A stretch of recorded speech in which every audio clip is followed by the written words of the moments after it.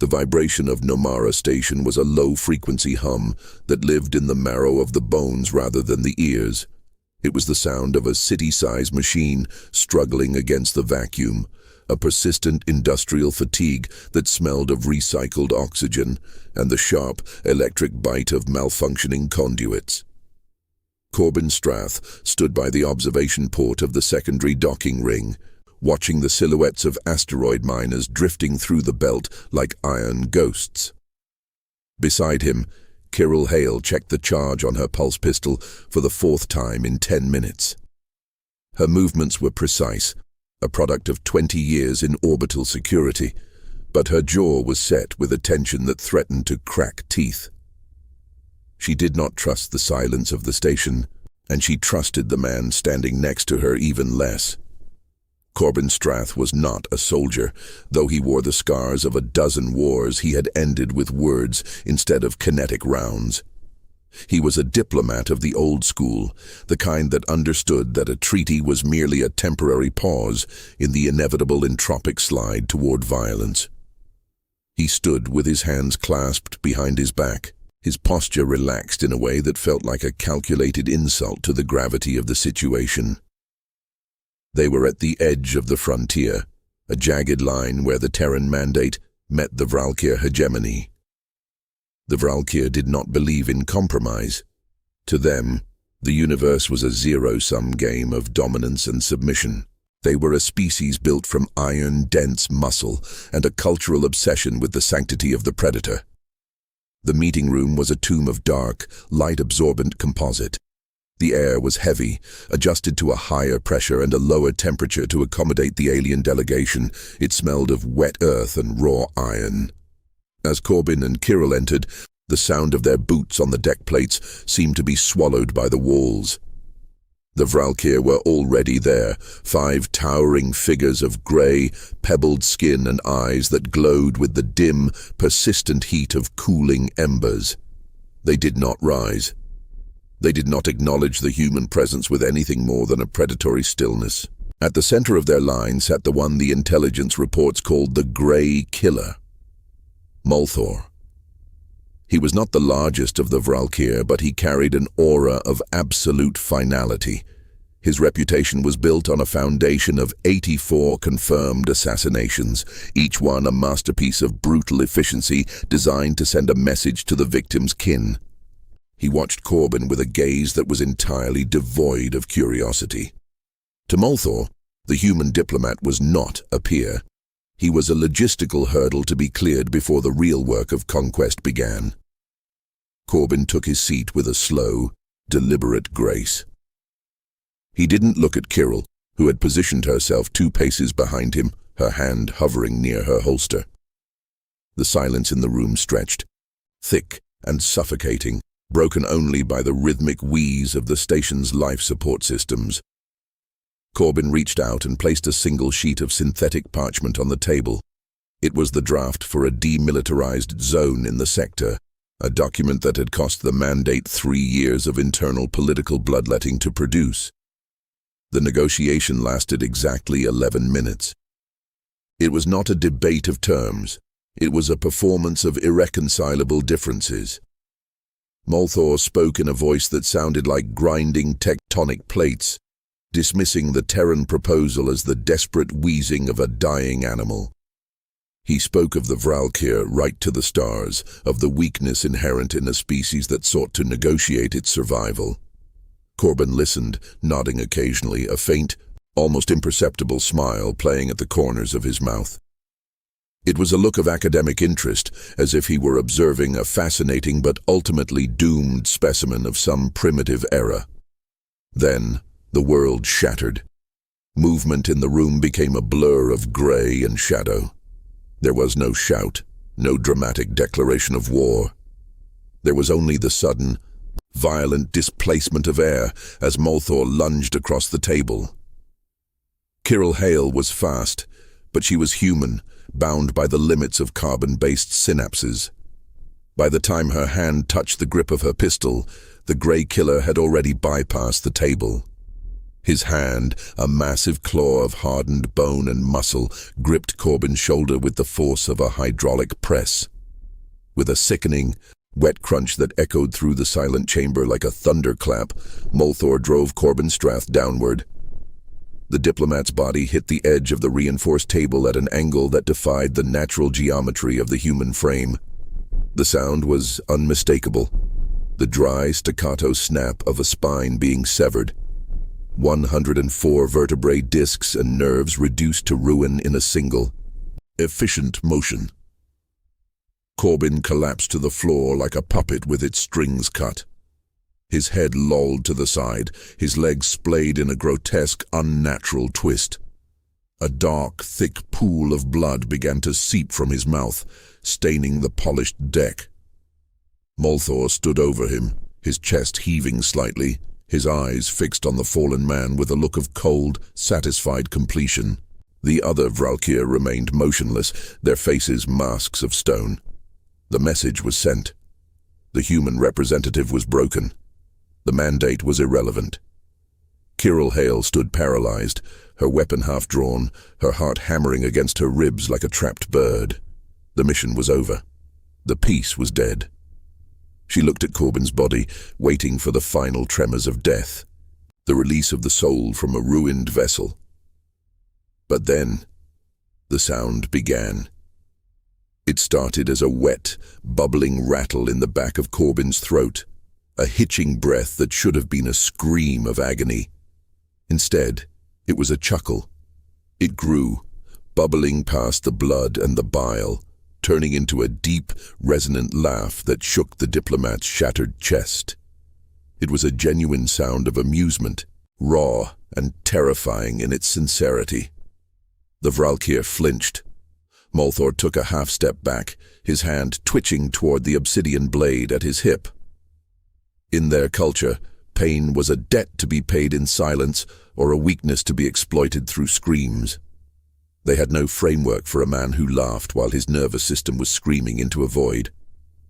Corbin managed to turn his head, his eyes clouding with the onset of shock, but still burning with a terrifying, lucid triumph. He looked up at the grey killer, the blood on his lips forming a jagged red grin. "Is that all?" Corbin whispered, the words trembling but sharp. 3 years of planning. 60 billion credits in repositioned fleets. All for this? He coughed, a spray of crimson hitting the toe of Molthor's boot. The alien didn't move. He looked genuinely confused, his predatory certainty dissolving into a flicker of something that looked remarkably like fear. "You don't understand, do you?" Corbin continued, his voice a raspy serration. "We knew you would come here to kill. We knew your code demanded a sacrifice. You think you've broken a man. You think you've ended a negotiation?" He let out another short, sharp burst of laughter that ended in a wheeze.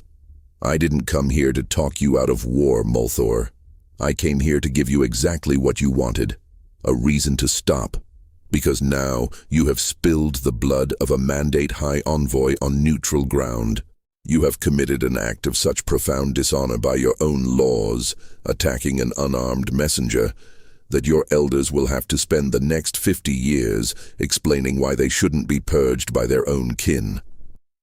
Corbin's eyes began to roll back, his body finally succumbing to the catastrophic failure of its systems, but he held the gaze for one last, agonizing second. "I broke my back. So I could break your empire," he hissed. "The peace is signed in my marrow. Now, get out of my sight." The silence that followed was heavy enough to crush the lungs. The Vralkyr looked at each other, the pride in their eyes replaced by a dawning horror. They had been outplayed, not by a superior force of arms, but by a man who had weaponized his own fragility. Kirill Hale finally moved, her hands shaking as she activated the medical emergency beacon. As the sirens began to wail in the corridors of Nomara, and the medical drones descended like metallic vultures, the only sound left in the room was the fading, ghost-like echo of Corbin Strath's laughter. It was the sound of a species that had learned long ago that when you cannot win by being the strongest, you win by being the one who refuses to stop laughing while you burn. The war hadn't started, but the cost of the peace was already written in the blood on the floor, and for the first time in 10,000 years, the Vralkir felt the cold, creeping realization that they were no longer the most dangerous thing in the galaxy. The humans were flawed, they were weak, and they were willing to break themselves into 1,000 pieces just to make sure you felt the shards. The pressurized hiss of the medical drone stabilization field was the only thing that filled the vacuum left by Corbin's laughter. It was a sterile, predatory sound, the whine of high-frequency servos working to knit together a ruin of bone and sinew. Kirill Hale watched through the translucent veil of the trauma pod as the automated surgeons began their grim work.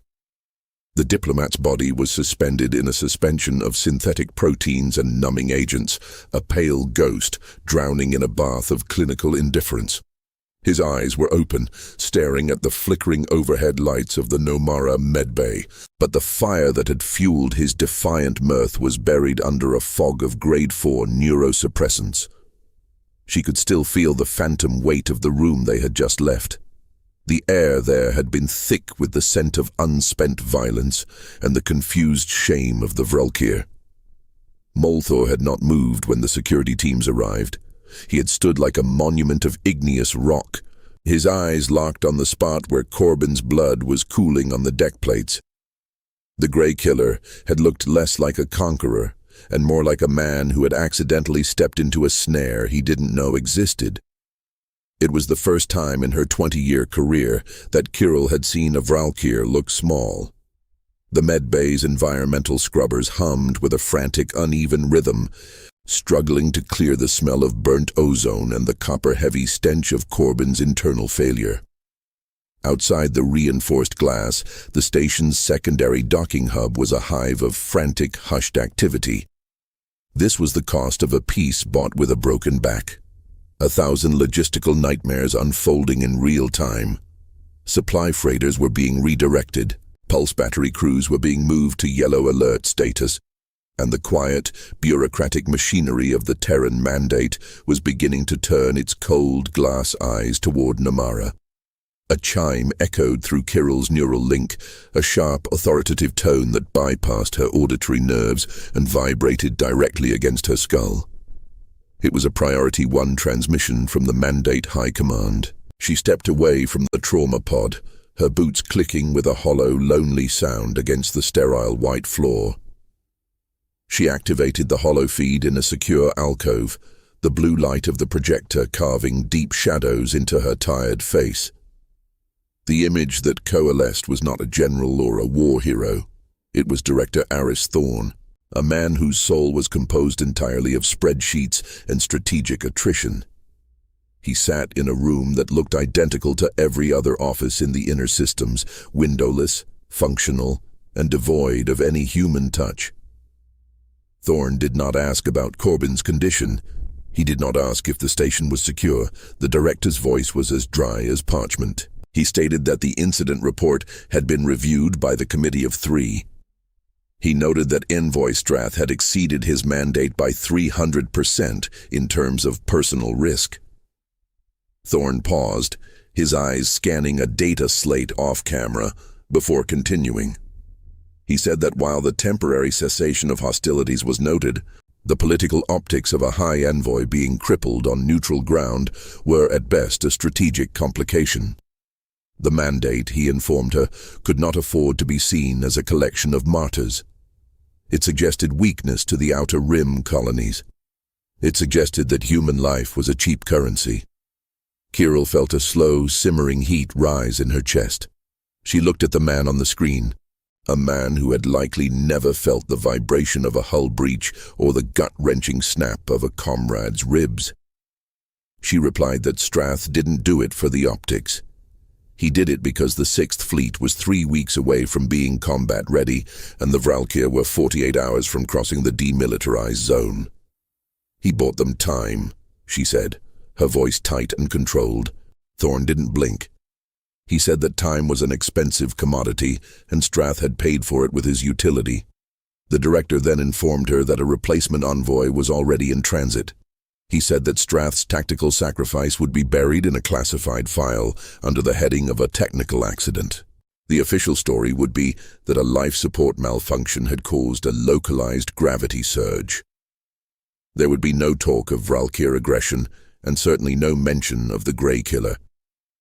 To acknowledge the attack would be to demand a retaliation the Mandate was not yet prepared to execute. The transmission cut out before Kirill could respond. The silence that followed was heavier than the one in the negotiation room. It was the silence of a system that consumed its own heroes and spat out redacted reports. She turned back to the trauma pod. Corbin was still staring at the ceiling. A single tear, or perhaps just a bead of condensation from the suspension fluid, tracked slowly down his temple. She walked back to the glass, placing a hand on the cold surface. She thought about the wars she had seen, the planetary sieges where thousands were ground into the dust for the sake of a few kilometers of scorched earth. This was different. This was a war of the mind, a game of psychological leverage where the most powerful weapon was a man's willingness to be destroyed. She remembered the siege of Pelion 15 years ago. She had been a corporal then, watching as they bombed a civilian habitat just to deny the enemy a docking port. The Mandate didn't value life, it valued outcomes. Corbin knew that. He had spent his entire life being the velvet glove, fully aware of the iron fist that was too rusted to actually strike. A sudden tremor shook the station. It wasn't the usual industrial hum of the life support system. It was the deep, rhythmic thrum of massive ion engines docking nearby. Kirill checked her handheld terminal. Her blood turned to ice. It wasn't the Mandate replacement envoy. A second Vralkir vessel, a heavy cruiser of the Scourge class, was locking onto the station's primary umbilical. They weren't transmitting a greeting. They were transmitting a ritual challenge. Kirill sprinted toward the medbay's command console, her fingers flying over the haptic controls. The internal sensors of the station were screaming. The Vralkir weren't retreating because of Corbin's sacrifice, they were doubling down. In their culture, blood spilt on neutral ground didn't just bring shame. It created a debt that could only be settled by the witnessing. By attacking an unarmed man, Molthor had inadvertently invited his entire clan to watch how the humans would react to the injury. It was a test of the soul, not just the flesh. She looked at the biometric readouts for Corbin Strath. His heart rate was spiking, his neural activity clawing its way through the sedation. He was trying to wake up. He knew, even in the depths of his drug-induced haze. The old diplomat knew that the game wasn't over. He had broken his back to buy a peace, but he had underestimated the terrifying curiosity of the predator. The station's intercom crackled to life, a voice speaking in the guttural, grinding tones of the Vralkir tongue. It wasn't Molthor. It was something older, something more ancient. The translation software on Kirill's hip struggled to keep up, the words appearing on her screen in jagged, uncertain fonts. The message was simple. The High Elders of the Grey Clan had arrived to see the man who laughs at the dark. They demanded to see the broken messenger. They demanded to see if the laughter was a mask or the truth. If the human did not stand before them within 2 hours, the witnessing would be declared a failure, and Nomara would be cleansed to preserve the honor of the hegemony. Kirill looked at the trauma pod. The automated surgeons were still in the middle of a delicate spinal reconstruction. To remove Corbin now would be to ensure he never walked again. To leave him would be to ensure the station was incinerated. She felt the weight of the pulse pistol at her side, a useless piece of hardware against a heavy cruiser. She looked at Corbin. His eyes found hers through the glass. They were no longer clouded. They were sharp, focused, and filled with a cold, terrifying clarity. He moved his right hand, a tiny, agonizing twitch of a finger against the interior of the pod. He wasn't asking for help. He was giving an order. Kirill's hands shook as she reached for the emergency release lever on the trauma tank. The mandate wanted a technical accident. The Vralkir wanted a miracle, and she was about to facilitate a catastrophe. As the seal on the pod broke and the life-sustaining fluids began to drain onto the floor, the alarm for the docking bay echoed through the station. 120 minutes until the end of everything.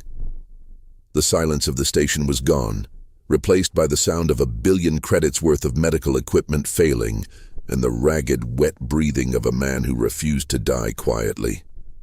She hauled him out, his body a dead weight, his legs dragging uselessly behind him like the tail of a wounded animal. He didn't scream, he didn't even groan.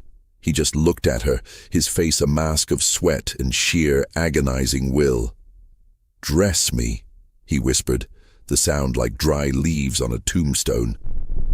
"I have another joke to tell." Kirill knew then that the mandate was wrong. The humans weren't martyrs.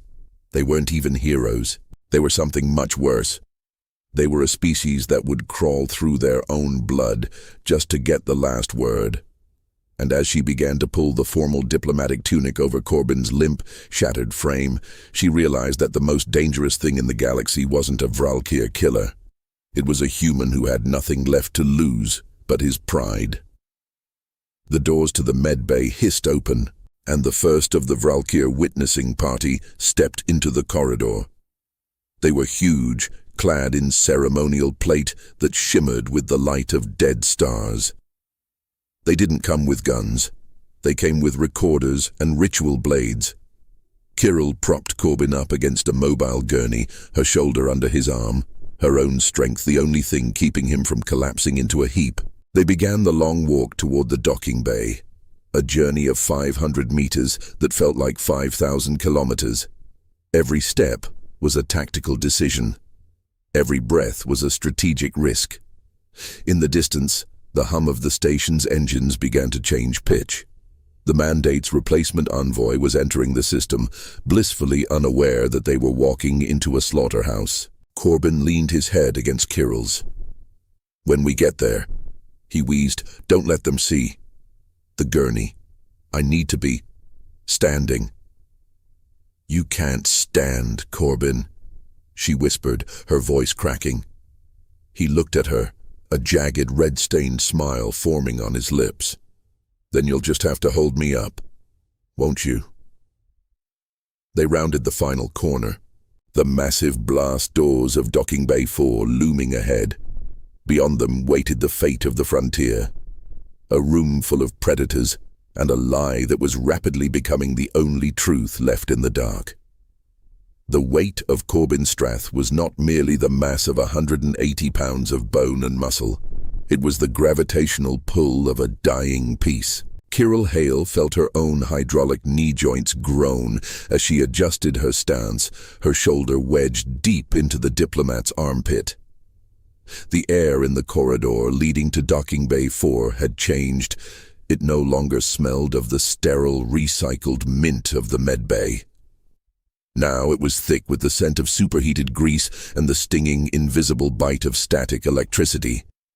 The Vralkir cruiser, the Scourge-class behemoth latched onto the station's outer hull, was bleeding its reactor induction into Nomara's local grid. Every metal surface Kirill touched hummed with a malevolent, low-frequency vibration that made her teeth ache. Corbin's breath was a ragged, wet whistle against her ear. He was barely conscious, his nervous system a shattered map of misfiring synapses. To keep him upright, Kirill had performed a brutal piece of field engineering. She had stripped a pair of magnetic cargo tethers from a maintenance locker and fused them to the interior of her tactical exoskeleton. The other ends were clamped to the heavy, reinforced fibers of Corbin's formal diplomatic tunic. It was a makeshift marionette rig, powered by the dwindling cells in her suit. If she stood straight, he stood straight. If she buckled, he collapsed into a heap of useless flesh. She triggered a localized neuroblocker into his neck, the third one in 20 minutes. It was a dose that would have put a healthy man into a week-long coma. Corbin only blinked, his eyes tracking the flickering emergency lights with a slow, agonizing focus. The first hurdle appeared at the junction of the primary transit spine.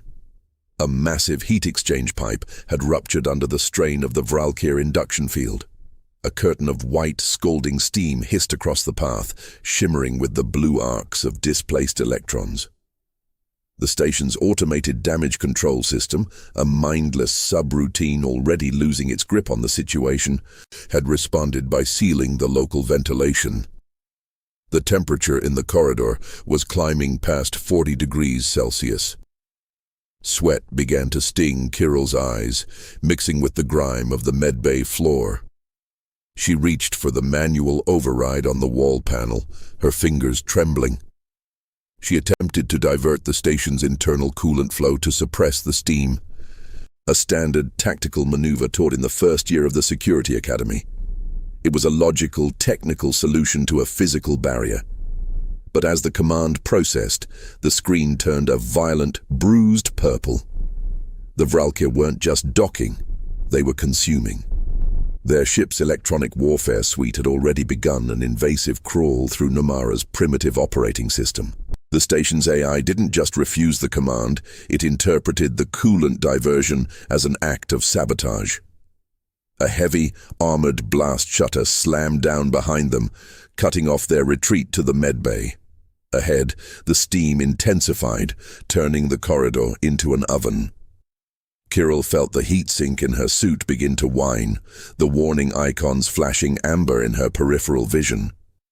They were trapped in a 200-meter kill box of their own station's making. A shadow moved within the steam. It wasn't a Vralkir. It was a small, multi-legged maintenance drone, its optical sensors glowing with a corrupted, erratic red. It had been co-opted by the shipboard virus of the Scourge-class cruiser. It scurried toward them, its welding torch spitting blue flame. It wasn't trying to kill them. It was trying to weld the magnetic clamps of Corbin's rig to the floor, to pin the broken diplomat in a kneeling position before the witnessing could even begin. Kirill drew her pulse pistol, but the static in the air was so dense that the weapon's discharge flared back against the emitter. She couldn't shoot without risking a localized atmospheric ignition. She had to use her weight. She lunged forward, dragging Corbin's dead weight with her, and brought her armored boot down on the drone. The machine crushed with a satisfying crunch of titanium and silicon, but the effort cost her. The sudden movement jerked Corbin's head back, a sound like a dry branch snapping echoing from his neck. The diplomat let out a low, guttural moan. It wasn't a sound of pain, it was a sound of frustration. "Kirill," he whispered, his voice a rasp of dry parchment. "The steam. Use it." She looked at the scalding curtain ahead. "It'll strip the skin off your face, Corbin. You won't be able to speak, let alone laugh." "Logic," he wheezed, his eyes finding hers. "They expect a human to hide from the heat. Show them. We are all ready." Ash. He wasn't talking about survival. He was talking about the theater of the macabre. If they walked through the steam, if they emerged on the other side, scarred and blistered but still moving, the psychological impact on the Vralkir elders would be worth more than a dozen intact fleets. But then, the station's internal comms flared to life, bypassed by a frantic, human voice. It was the captain of the Mandate replacement ship, the heavy transport Ethelgard. They were hailing on an open, unencrypted channel, a tactical blunder of the highest order. The captain sounded young, his voice thin with a panic that had no place on the frontier. He announced that he saw the Scourge-class cruiser and was initiating a defensive lock with his kinetic batteries. Kirill's heart hammered against her ribs. If the Ethelgard fired a single shot, the Vralkir witnessing would transform into a massacre. The cruiser would incinerate the station in seconds. "Captain, stand down," Kirill shouted into her neural link, but the interference from the Vralkir ship swallowed her words. The static was a physical wall now, a shimmering veil of blue sparks that danced across the surface of her suit. She reached the control station for the atmospheric scrubbers. This was her Sophie's choice. She could vent the entire corridor's oxygen to extinguish the steam and clear the path, which would leave her and Corbin with exactly 90 seconds of breathable air in their suits to reach the bay. Or she could keep the oxygen, try to shield Corbin with her body as they walked through the steam, and risk him suffering third-degree burns over 80% of his body, likely killing him before the doors even opened. "Vent it," Corbin ordered, as if reading her mind. His hand, shaking and pale, gripped her wrist. The air is a luxury. The image is the weapon. She hesitated for a single, agonizing second. To vent the air was to commit to a suicide sprint. To keep it was to preserve the man, but lose the diplomat. She looked at the man who had laughed with a broken spine, and she realized he had stopped being a person to her. He was a piece of ordnance. And you don't worry about the paint job on a shell before you fire it. Kirill slammed her fist into the emergency vent. The roar was deafening. A vacuum-grade suction ripped through the corridor, pulling the steam, the heat, and every scrap of loose debris toward the external scrubbers. For a moment, the temperature plummeted, the moisture on their skin turning to instant frost. Kirill felt the seals on her helmet hiss as her suit switched to internal tanks. The readout showed 82 seconds. They began to move. Corbin's feet dragged, his heels clicking rhythmically against the metal deck plates. 1 step. 2. The silence of the vacuum was absolute, broken only by the sound of Kirill's own heavy, panicked breathing inside her helmet. They reached the final blast doors of Docking Bay 4. The 82 seconds had become 24. Her lungs were burning, the recycled air feeling thin and metallic. As the doors began to cycle open, the static electricity reached a crescendo. The air on the other side was pressurized, a gift from the Vralkir to ensure their witnessing had an audience. As the atmosphere rushed back in, it carried the smell of ancient incense and cold, dead stone. The bay was no longer a docking area, it had been transformed. The Vralkir had draped the massive cargo cranes in banners of grey hide, and at the center of the bay stood a circle of 12 figures. These were not warriors. They were the High Elders, their skin so pale it was almost translucent, their eyes glowing with a violet intensity that spoke of centuries of genetic refinement. In the center of the circle stood Molthor, the grey killer. He looked at the doors, expecting to see a man on a stretcher, or perhaps a corpse. Instead, he saw Kirill Hale, her armor scarred and frosting over, and Corbin Strath, standing tall, his eyes wide and fixed, his formal tunic perfectly straight despite the blood still matted in his hair. The silence in the bay was a physical weight. The elders did not move. They watched with a cold, predatory curiosity. Corbin took a step. It was Kirill's leg that moved, her suit's servos whining under the strain of mimicking a human gait while supporting 2 bodies. To the Vralkir, it looked like a miracle. To Kirill, it felt like a slow-motion collapse. "I am here." Corbin's voice echoed through the bay, amplified by Kirill's suit speakers. It was hollow, spectral, and utterly devoid of fear. One of the elders, a towering figure whose skin was etched with the ritual scars of 10,000 successful witnessings, stepped forward. He did not look at Corbin's face. He looked at his feet. He saw the way the heels dragged, the way the knees didn't quite lock. He leaned in, his breath smelling of raw meat and ozone. "You stand," the elder rumbled, his voice a low-frequency vibration that rattled Kirill's marrow. "But you do not breathe. You are a ghost inhabiting a ruin." He reached out a massive clawed hand and pressed it firmly against Corbin's chest. The diplomat didn't flinch. He couldn't. The magnetic tethers held him rigid, a steel-backed lie. "The Grey Clan does not witness ghosts," the elder hissed. "We witness the breaking of the will. If the will is already gone, there is nothing to see." Molthor says you laughed when the bone broke. I see no laughter now. The elder's grip tightened, his claws beginning to puncture the fabric of the tunic. Kirill felt the tension in the tethers reaching the breaking point.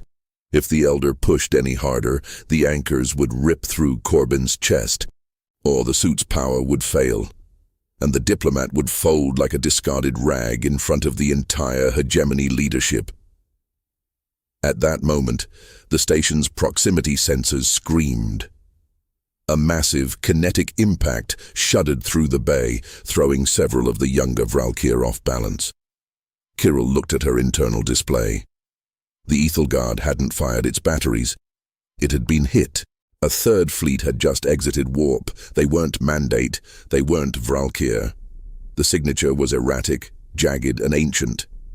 It was the Scavenger Kings, the deep space predators who followed the scent of war like vultures. They hadn't come for the peace. They had come to harvest the wreckage of two empires that were too busy staring into each other's eyes to notice the knife at their throats. The elder turned his gaze from Corbin to the flickering tactical display on the wall. The witnessing was no longer a ritual. It was a target.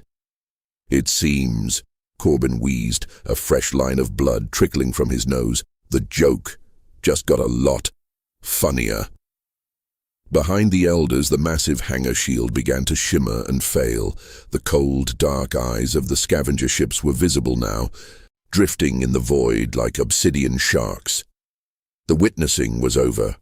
The hunt had begun.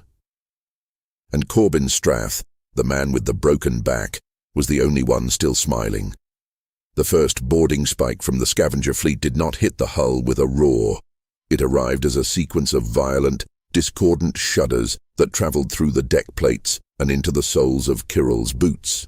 The hangar bay's atmospheric containment field, already strained by the Vralkyr reactor bleed, began to oscillate in the ultraviolet spectrum, casting long, sickly shadows across the faces of the High Elders. The ritualistic stillness of the room shattered. Molthor, the Grey Killer, instinctively reached for the hilt of his obsidian blade, but his eyes remained fixed on the human diplomat.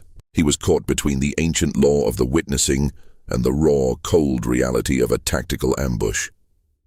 Kirill Hale felt the magnetic tethers in her exoskeleton whine as she pivoted, dragging Corbin's dead weight toward a recessed maintenance alcove. The air was beginning to thin, the station's life support failing to compensate for the vacuum breaches occurring 3 levels below them. The smell of incense was replaced by the acrid, biting stench of burning insulation and the dry, dusty scent of ancient stone being pulverized by kinetic impacts. Corbin's head lolled against her shoulder. His eyes were milky, the pupils blown wide by the neuroblockers, but he was still whispering. It wasn't a prayer, it was a sequence of 24 alphanumeric characters. It was a high-level override for the Mandate's encrypted black site protocols. They reached a secure terminal nestled between 2 massive hydraulic stabilizers. Kirill slammed her fist into the interface panel, the glass cracking under her armored gauntlet. She didn't have time for finesse. She fed the code into the system, her neural link screaming with the feedback of a dozen corrupted subroutines. She expected to find station schematics or a way to reinforce the hangar shields. What she found instead was a file labeled Project Iron Marrow.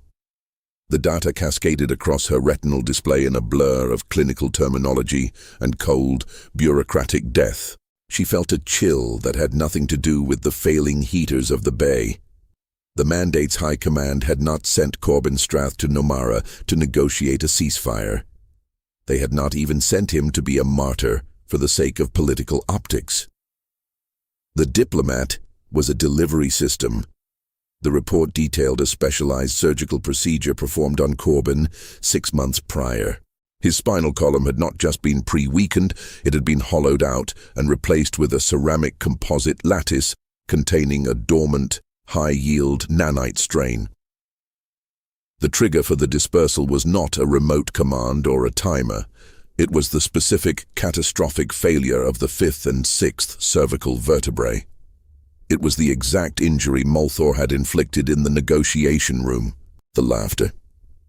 Kirill looked at Corbin, whose face was now a map of bursting capillaries and sweat. He hadn't been laughing because he was brave. He had been laughing because the joke was on the universe. The moment his spine snapped, the nanites had begun to migrate through his lymphatic system, aerosolizing through his breath and the blood he had so deliberately sprayed onto Molthor's boots. It was a targeted bioweapon designed specifically for Vralkir physiology. It didn't kill instantly. It was a necrotic agent that would linger in the marrow of anyone within a 50-meter radius, turning their own skeletal structure into a brittle, crumbling prison over the course of 14 days. The mandate had intended for Corbin to die in that room, surrounded by the entire high command of the Grey Clan. It was a decapitation strike disguised as a diplomatic tragedy. "You knew," Kirill hissed, her voice cracking as she stared at the man she was literally holding together. Corbin's eyes cleared for a brief, terrifying second. He didn't look like a hero.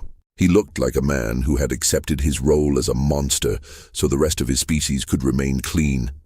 The mandate doesn't win. With fleets, Kirill. He wheezed, a thick globule of black-tinged blood hitting the floor. We win, because we are the only ones willing to rot from the inside out.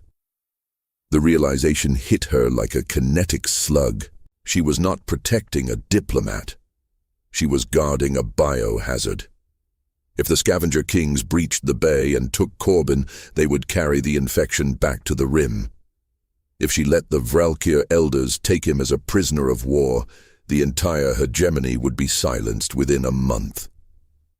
The peace she thought he had bought was actually a death sentence for an entire race. A massive explosion rocked the bay. One of the scavenger boarding pods, a jagged hunk of rusted iron and pressurized steam, smashed through the secondary atmospheric shield. It skidded across the floor, crushing 3 Vralkir acolytes into a pulp of grey flesh and ceremonial silk. The hatch blew outward, and the first of the scavengers emerged. Figures clad in hodgepodge armor, made from the scrap of a dozen fallen civilizations, their breathing masks hissing with a predatory rhythm. The Vralkir elders reacted with the cold efficiency of an apex predator. They didn't retreat. They formed a phalanx of blades and kinetic shields, turning their backs to Corbin to face the new threat. They were defending the man who was currently murdering them. Kirill's hand hovered over the terminal. She had a choice. She could activate the station's localized fire suppression system and flood the bay with halon gas. It would kill the scavengers, but it would also suffocate Corbin and the elders, sealing the nanite dispersal within this single room. It would be a clean end to a dirty plan. Or she could use the terminal to broadcast the Iron Marrow data to the Vralkir cruiser and the Ethelgard. She could expose the mandate's betrayal, potentially stopping the genocide but ensuring a war that would burn the galaxy for 100 years. The mandate's philosophy was clear: sacrifice the few to preserve the many. But as she looked at Molthor, who was currently decapitating a scavenger boarder with a single fluid strike to protect the very human who had poisoned him, Kirill felt the weight of a different kind of justice. She wasn't just a soldier anymore. She was the witness to a crime that transcended the borders of empires. "I won't let you be the needle, Corbin," she whispered. With a series of frantic keystrokes, Kirill bypassed the secondary firewalls. She didn't trigger the gas. She didn't broadcast the data. Instead, she initiated a catastrophic overload of the station's docking umbilical. The plan was a third option, an irreversible gamble. If she could blow the umbilical, the resulting decompression would blast the scavenger pods back into the void and force the Vralkir cruiser to emergency detach. It would isolate the hangar bay from the rest of the station, effectively quarantining the infection. But it would leave her and Corbin trapped in a crumbling shell with a dozen confused, dying aliens and 100 starving scavengers. She slammed the final confirmation key. The sound was not an explosion. It was a groan of metal so loud it felt like the station itself was screaming in agony. The docking umbilical disintegrated in a cloud of frozen oxygen and jagged shrapnel. The scavenge cruiser's boarding spikes were ripped out of the hull, venting the atmosphere of the lower decks into the black. The hangar bay tilted at a sickening 45-degree angle. The elders were thrown against the banners of grey hide, their ceremonial armor clattering against the deck. Kirill braced herself, her exoskeleton locking its joints to prevent her from being tossed into the void. She held onto Corbin with a grip that threatened to crush his remaining ribs. The dust began to settle as the emergency shutters slammed down, sealing the bay from the vacuum, but leaving it adrift, a detached metal island floating in the debris field of the asteroid belt. The silence that followed was heavy and cold. The scavenger boarders who had survived the breach were picking themselves up, their weapons raised. The Vralka elders were standing, their violet eyes dimming as the first symptoms of the nanite infection, a subtle tremor in the hands, a slight graying of the skin, began to manifest. Molthor turned away from the breached hull. He walked toward the maintenance alcove, his obsidian blade dripping with scavenger ichor. He didn't look at Kirill. He looked directly at Corbin Strath. The Grey Killer leaned in, his face inches from the diplomat. He didn't strike. He simply sniffed the air, his nostrils flaring. He could smell the decay. He could smell the marrow. "The humor," Molthor rumbled, his voice now a raspy shadow of its former power. "I understand it now, human." He raised his blade, not to kill, but to point toward the flickering tactical display. The Ethelgard, the Mandate's replacement ship, was not moving to rescue them. It was moving into a firing solution. They weren't there to pick up a hero. They were there to incinerate the evidence of Project Iron Marrow. "They are coming to finish the joke," Molthor said, a grim, terrifying smile touching his pebbled lips. Kirill looked at the sensor feed. 24 kinetic torpedoes had just been launched from the human transport. They weren't aimed at the scavenger ships. They were aimed directly at the detached hangar bay. The Mandate had decided to cut their losses. Corbin let out a final, bubbling laugh that ended in a spray of dark fluid. "Checkmate," he whispered, his eyes finally closing as his body went limp in Kirill's arms. Kirill Hale drew her pulse pistol, not for the scavengers, but for the sky. She stood in the center of the tilting bay, surrounded by the dying high command of an enemy empire and the scavengers of the void, watching as the light of 24 human missiles grew brighter in the dark. The mission had failed. The peace was a lie. And the only thing left was to decide how to die in the company of the monsters they had created. The first of the 24 kinetic slugs did not deliver the mercy of a quick evaporation. Instead, it struck the primary structural spar of the detached hangar with 7 kilometers per second of cold, indifferent momentum. The impact was not a sound, but a sudden, violent correction of reality. The entire bay, already adrift in the uncaring dark of the Nomara belt, was whipped into a sickening high-speed rotation. Gravity, which had been a stable constant, became a jagged, shifting weight that slammed Kirill Hale against the maintenance console with enough force to crack 2 of her ribs and shatter the faceplate of her tactical display. Through the spider web of cracks in her visor, the world was a strobe light of emergency red and the blue flare of failing conduits. Beside her, the weight of Corbin Strath shifted. He was no longer a man. He was a logistical burden. His body, held upright by the magnetic tethers of her exoskeleton, jerked like a grotesque marionette as the centrifugal force tried to tear him away. His head snapped back against her shoulder, the sound of his cervical vertebrae grinding together, lost in the groan of protesting metal. He was dead. The High Envoy, the man who had turned his own skeletal system into a delivery mechanism for a plague of nanites, had finally succumbed to the very ruin he had engineered. Kirill felt the hot, wet sensation of blood filling her mouth. She didn't spit it out. She swallowed, tasting the copper and the chemical tang of the emergency neurosuppressants leaking into her system. She looked at the terminal. The screen was a flickering ghost of data, showing the Ethelgard's second volley, clearing the tubes. Her own people were not coming to salvage the situation. They were coming to pulverize the evidence. To the Mandate High Command, she was no longer a security officer. She was a biological trace element that needed to be neutralized. Across the rotating bay, the Vralkir elders were being reduced to scrap.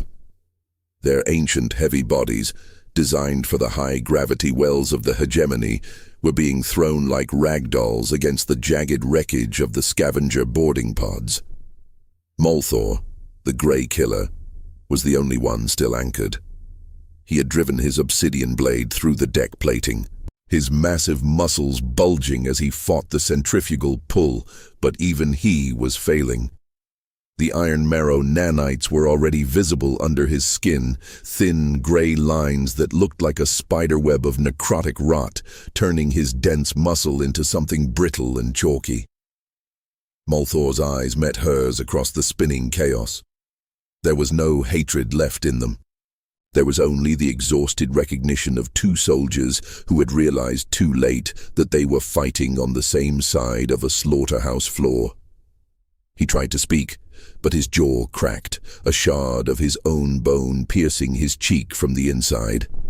The nanites were not just killing him, they were converting him into a mineral monument to human treachery. Kirill felt a wave of profound, crushing fatigue. It wasn't just the physical toll of the impact or the oxygen starvation beginning to claw at her lungs. It was the weight of the realization that every oath she had taken, every mission she had bled for, had been a prelude to this specific moment of disposability. She had been the shield for a man who was actually a bomb. She had protected the peace, only to find that the peace was a weapon of mass destruction. She was isolated. The Mandate had cut the line. The Ethelgard was drifting into a broadside position, its heavy batteries glowing with the buildup of thermal energy. In 30 seconds, they would fire a concentrated spread of plasma that would turn this rotating hunk of metal into a miniature star. A jagged piece of the scavenger boarding spike tore through the bay's secondary bulkhead, venting what was left of the pressurized air. The scream of the decompression was a high-pitched whistle that vibrated in her teeth before fading into the terrifying absolute silence of the vacuum. Kirill's suit sensors screamed a warning, 10% oxygen remaining.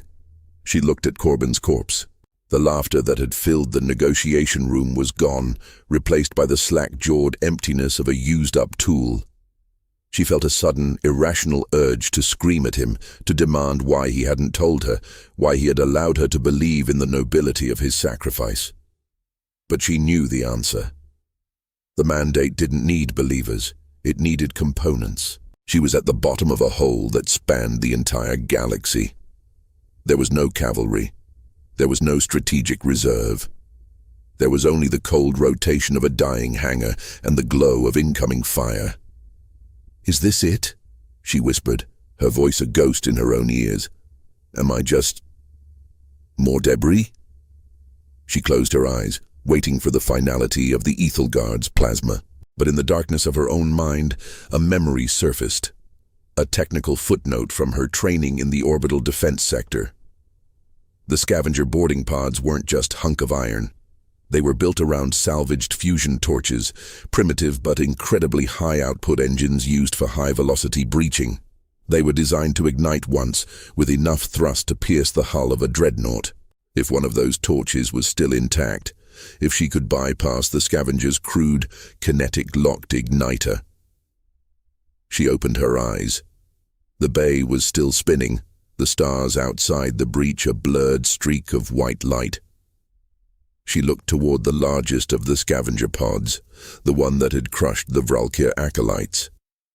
It was wedged deep into the structural spine of the hangar, its reactor core still humming with a low-frequency, unstable vibration. It was a suicidal gamble. Even if she ignited the torch, the thrust would likely tear the bay apart or cook her inside her suit. It wasn't a plan for survival. It was a plan for spite.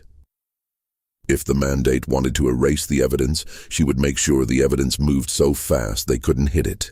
She would turn this tomb into a kinetic projectile and aim it directly at the heart of the Nomara station's primary reactor. If she was going to rot, she would make sure the infection spread to the very hand that had discarded her. Kirill began to crawl. Every movement was a battle against the centrifugal force that wanted to fling her into the void. She dragged herself across the deck, her fingers hooking into the gaps between the plates. She didn't look back at Corbin. She didn't look at Molthor. She focused only on the dull, lead-shielded casing of the scavenger reactor. Her gauntlet hit the casing, the metal freezing cold through her suit's thermal layers. She tore open the maintenance hatch, exposing a tangle of jury-rigged wiring and bypass shunts. It was a nightmare of non-standard engineering, a mechanical tumor that smelled of ozone and ancient oil. She reached into her suit's utility pouch and pulled out her pulse pistol. She didn't need the weapon for defense. She needed the battery. She ripped the power cell from the grip of the pistol, her movements frantic and clumsy. She began to strip the wires of the scavenger reactor with her teeth, the metallic taste of the casing a sharp reminder of her own fragility. 30 seconds until plasma contact. Her suit AI chirped, its voice calm and terrifyingly polite. Kirill ignored the count. She jammed the pulse cell into the reactor's ignition sequence, forcing a connection between the human power source and the alien engine. The reactor groaned, a deep, subharmonic vibration that felt like a predator waking up in the dark. She looked through the breach one last time. The Ethelgard was a distant, silver sliver in the blackness, its prow erupting in a blinding flash of blue-white light. The plasma was away. She slammed her fist into the ignition bypass. For a heartbeat, nothing happened. Then, the universe was replaced by a roar that was not a sound, but a total annihilation of the senses.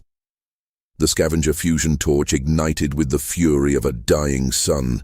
The thrust was instantaneous and catastrophic. The hangar bay didn't just move. It was kicked by the foot of a god. Kirill was slammed into the deck with 5 times the force of standard gravity. Her vision went black as her retinas began to bleed. The metal around her screamed as the structural spars buckled under the impossible acceleration. She felt the magnetic tethers holding Corbin's body snap, the diplomat's corpse vanishing into the inferno of the engine's exhaust. She was no longer a person. She was a passenger on a streak of fire, hurtling back toward the very station they had tried to save, a biological bomb moving at 10 kilometers per second. The Ethelgard's plasma blast struck the space where the hangar had been a millisecond before. The heat wash scorching the exterior hull, but missing the core mass. Kirill felt the bay begin to disintegrate around her, the centrifugal spin clashing with the linear thrust, creating a corkscrew of metal and fire that tore through the asteroid belt like a harvester. Through the haze of her failing consciousness, she saw the massive, gleaming curve of Nomara Station looming ahead. It was beautiful, a city of lights and order, completely unaware that its own discarded history was about to strike it with the force of a nuclear warhead. Kirill Hale didn't laugh. She didn't pray. She simply held onto the reactor casing, her fingers locking in a death grip as the station's automated proximity alarms finally began to wail, a shrill, useless cry against the monster they had made. There was no turning back. The joke was over, and the punchline was going to be written in the ruins of the frontier. The last thing she heard before the world turned into a white wall of heat was the sound of her own heart. A slow, steady drumbeat that refused to stop, even as the metal beneath her began to melt. She was the witness. She was the evidence. And she was finally coming home. Before we proceed, log your entry. Which country or planet are you watching from right now? The commander is tracking every active signal. The collision was not an explosion, but a total conversion of kinetic energy into structural failure. When the detached hangar, propelled by the raw, unstable thrust of the scavenger fusion torch, struck the outer, reinforced ring of Namara Station. The laws of physics demanded a reckoning. 10 kilometers per second of mass met a stationary city ship, and the result was a scream of shearing titanium that resonated through the station's core like a funeral bell. Kirill Hale felt the deceleration as a hammer blow that attempted to fuse her skeleton with the deck plating. Her internal senses registered the catastrophic failure of her suit's primary life support. But the data was a distant concern. The world was a kaleidoscope of white-hot friction and the deep, guttering groan of the station's inertial dampeners trying to compensate for an impact they were never designed to absorb. She was no longer a soldier. She was a jagged piece of shrapnel that had successfully penetrated the skin of a titan. The hangar bay disintegrated around her. The structural spars that had held Corbin Strath's corpse and the dying Vralkia elders were stripped away by the impact, turned into a cloud of hypervelocity debris that shredded Namara's secondary sensor arrays. Kirill was thrown through a jagged breach in the station's outer hull, her magnetic boots dragging across the glowing edges of the rupture until she slammed into the primary maintenance conduit of the ring's docking sector. Silence followed, but it was not the silence of peace. It was the pressurized electric hum of a station in the throes of a systemic nervous breakdown. Kirill lay in the dark, her vision obscured by a red haze of burst capillaries. Every breath was a jagged shard of glass in her lungs. Around her, the station was waking up to its own trauma. Emergency bulkheads slammed shut with the finality of guillotine blades, isolating the breach. Automated fire suppression systems hissed, spraying freezing chemical foam into the vacuum. The station's AI, a cold and efficient mind built for logistics rather than empathy, began the process of logistical erasure. It wasn't trying to save lives, it was trying to maintain structural integrity by discarding the wounded sections of itself. Through the static in her helmet, a voice finally broke through. It wasn't a rescue coordinator, it was the cold, synthesized tone of the Ethelgard's tactical sweep officer. Target impact confirmed on docking ring 4. Kinetic signature matches identified debris. Deploying secondary sterilization spread to ensure zero trace recovery. All mandate personnel are reminded that this sector is now a classified biohazard zone. No survivors are authorized for extraction. They weren't even calling her by name. She was a kinetic signature. A trace to be sterilized. Kirill forced her hand to move. Her fingers, 3 of them broken and swollen within her glove, clawed at the maintenance panel set into the conduit wall. This was the humble reality of her 20 years in security. She didn't know the high-level encryption codes for the mandate's secret files, but she knew the bypass protocols for the station's plumbing and power distribution. She knew the back doors designed for overworked technicians who needed to override the system without waiting for High Command's permission. She tore the cover off the panel, her movements clumsy and desperate.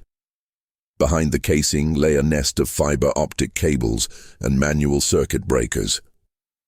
This was the station's literal nervous system. To the admirals on the Ethelgard, this was a minor junction. To Kirill, it was a lever long enough to move the world. She reached for the primary data shunt. If she could bridge the gap between her suit's black box recorder and the station's public emergency broadcast frequency, the logistical erasure would fail. The mandate could kill her, but they couldn't kill a signal that was being mirrored to every civilian ship and independent freighter within 3 light years. Identify, a voice grated from the shadows of the twisted metal behind her. Kirill froze. She turned her head slowly, her neck protesting with a dry, grinding sound. Multhor was there. The Grey Killer was a ruin of flesh and mineral. The iron marrow nanites had done their work with terrifying efficiency.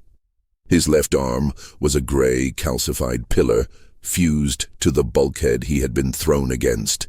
His eyes, once glowing like embers, were dimming, the light retreating into the back of his skull. but in his right hand he still gripped the shard of obsidian. He was a dying predator, and even at the end of the universe, he sought the closure of a kill. "I am the witness," Kirill wheezed, her voice echoing in the confined space of the conduit. "And so are you." Molthor's jaw, cracked and weeping gray fluid, shifted. He looked at the maintenance panel, then at the distant silver shape of the Ethelgard, visible through the breach in the hull. The human ship was repositioning, its lance batteries glowing with the pale blue light of a final, obliterating charge. "They kill." "Their own?" Molthor asked, the words a wet rattle of bone on bone. "They kill." "The evidence," Kirill replied. "We are both the evidence, Molthor. You for your people's failure to see the trap, and me for my people's willingness to build it." The Vralker looked at her for a long, agonizing minute. The obsidian blade trembled in his grip. For 10,000 years, his species had lived by the code of the hunt, believing that the universe belonged to those with the strength to take it.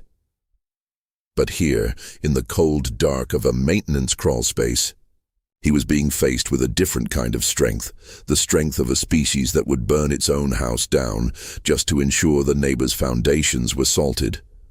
Molthor lowered the blade. He didn't drop it. He simply leaned his weight against the wall, his calcified limbs clicking like dry stone. "Open the gate, human," he whispered. "Let the galaxy see the rot in the bone." Kirill turned back to the panel.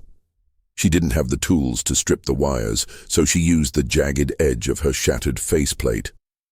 The glass cut into her palms, but she didn't feel the pain. She felt only the cold, hard necessity of the task. She jammed the black box interface into the emergency shunt, forcing the connection. "Warning," the station's AI voiced, its tone devoid of urgency. "Unauthorized data injection detected in secondary broadcast array. Security protocols engaged. Automated defense drones deployed to Sector 4. Kirill heard the sound of the drones before she saw them. The high-pitched whine of micro-turbines. They were small, sleek spheres of matte black, equipped with needle lasers designed for surgical neutralization. They drifted into the conduit, their red optical sensors locking onto her broken form. "Upload at 4%, her suit's HUD flickered. She didn't have time. The first drone fired, a needle of red light cauterizing the shoulder of her suit and melting the flesh beneath. Kirill screamed, her body jerking, but she kept her hand pressed against the shunt. 7%. The second drone moved into position, its laser targeting her throat. Suddenly, a massive grey shape lunged through the darkness. Molthor, using the last of his biological strength, tore himself away from the bulkhead, leaving a chunk of his calcified shoulder behind. He swung his obsidian blade, not at Kirill, but at the drones. The stone edge, hardened by Vralkir smiths and the blood of 100 worlds, shattered the first sphere in a shower of sparks. The other drones swiveled, their programming instantly identifying the alien as the primary threat. They unleashed a flurry of laser fire, stitching red lines across Molthor's chest and throat.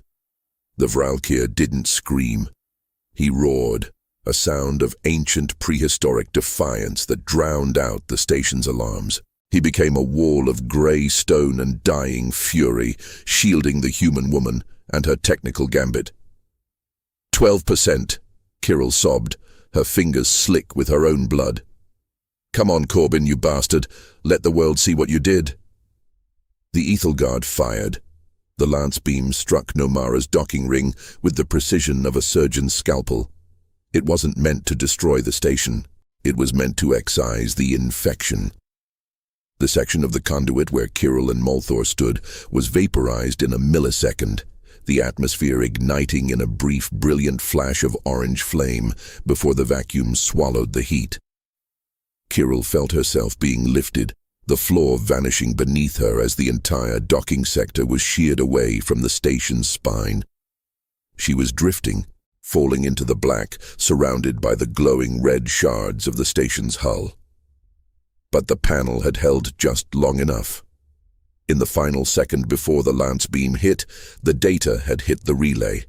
Across the sector, every mining barge, every diplomatic courier, and every military outpost received a burst of raw, unencrypted data. They saw the footage from Nomara. They saw the Grey Killer's confusion. They saw the human diplomat laughing with a broken spine, and they saw the Ethel Guard firing on its own people to hide the truth of the Iron Marrow plague.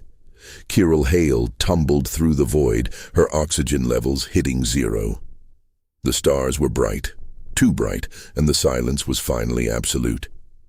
She looked out at the Nomara station, a wounded giant venting atmosphere into the dark. And at the Ethel Guard, which was already turning away, its mission of erasure a failure it didn't yet comprehend. She had won, but as her consciousness began to fray at the edges, she realized the cost.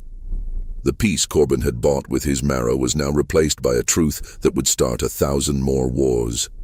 She had traded a quiet lie for a loud, bloody reality. Her heart gave one last heavy thud against her cracked ribs. She was the witness. She was the evidence. And now, she was just more debris in the Nomara belt, a microscopic speck of dust in a galaxy that was about to scream. The light of the distant sun caught the frost forming on her visor, turning the world into a blur of white gold. For the first time in 20 years, the security officer had no orders left to follow. She closed her eyes, and the laughter of Corbin Strath seemed to echo one last time in the cold, thinning air of her helmet. A sound of triumph, and a sound of a species that simply didn't know how to die quietly. The screaming stopped. Not just the physical roar of the lance batteries or the tearing of hull plates, but the conceptual screaming of a galaxy that had been lied to for 3 centuries.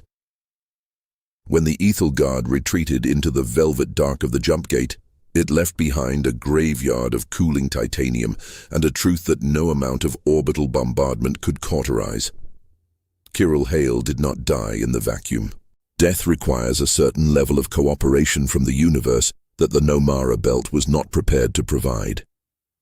She was recovered 14 hours after the breach by a free trader vessel, a rust bucket scavenger that had been lurking on the edge of the engagement zone. They didn't find a hero. They found a pressurized suit encrusted with frozen blood and a woman whose eyes had seen the core of human diplomacy and found it wanting. The medical bay of the scavenger ship was not the sterile, high-tech sanctuary of a Mandate cruiser.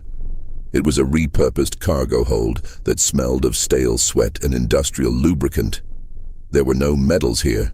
No grand speeches, only the rhythmic, wheezing hum of a third-generation oxygen scrubber that reminded her, with every shuddering breath, of the industrial fatigue of Nomara Station. It was the sound of a machine struggling against the vacuum, a persistent vibration that lived in the marrow of her bones rather than her ears. The galaxy was different now. The data burst Kirill had triggered had rippled through the interstellar relays like a viral infection. In the high spires of the Terran Mandate, the architects of the Iron Marrow plague were being dragged from their bunkers, not by alien invaders, but by their own terrified citizenry. Among the Vralkir hegemony, the revelation of Molthor's dishonorable end, and the realization that they had been manipulated into a war of extermination had triggered a ritualistic civil war that would burn for a generation. Corbin Strath had wanted to break an empire. He had succeeded in breaking 2. Kirill sat on the edge of her bunk, her hands trembling as she adjusted the synthetic brace on her shattered neck. Her spine had been partially reconstructed with ceramic grafts, a cheap, painful imitation of the marrow Corbin had so casually sacrificed. She was a ghost now. The official records of the Mandate listed her as killed in action, Sector 4. To the rest of the world, she was a kinetic signature that had been successfully erased. She was a woman without a country, living on a ship that didn't exist, heading toward a frontier that didn't want her. She looked at a small, flickering monitor in the corner of the hold. It showed a grainy feed from a deep space buoy. Nomara Station was still there, a jagged silhouette against the stars drifting through the belt like an iron ghost. It was no longer a hub of trade or a beacon of diplomacy. It was a tomb, venting the last of its atmosphere into the cold, indifferent dark. Corbin's laughter still echoed in the hollow spaces of her mind. He had understood the secret that the generals and the predators always missed. Power is not found in the strength of the lance beam or the density of the muscle. It is found in the moment you realize that everything you value, your station, your rank, your very skeleton, is just a currency to be spent. He had spent himself to buy a peace that felt more like a funeral. The humans were not the masters of the galaxy. They were simply the ones who had mastered the art of losing everything and refusing to stop smiling. They were flawed, desperate, and capable of a cruelty so refined it looked like sacrifice. They were a species that would break its own back just to ensure the shards hit their enemies in the eyes. Kirill reached out and touched the cold, vibrating bulkhead of the scavenger ship. The hum was identical to the one she had heard on her first day at Nomara. It was the sound of survival at any cost, the sound of the small and the broken refusing to be silenced. She was tired. Her bones ached with a cold that no thermal blanket could reach. There would be no homecoming. There would be no victory parade. Just the long, silent drift through a universe that now knew exactly what a human was willing to do to stay alive. Corbin had won. The galaxy was finally listening to the silence he had created. And for the first time in 10,000 years, the stars seemed to be holding their breath. The price of a lie is high, but the price of the truth is everything. This story is now part of the archive. Subscribe to help preserve future transmissions, and share this episode with someone who still believes in science fiction.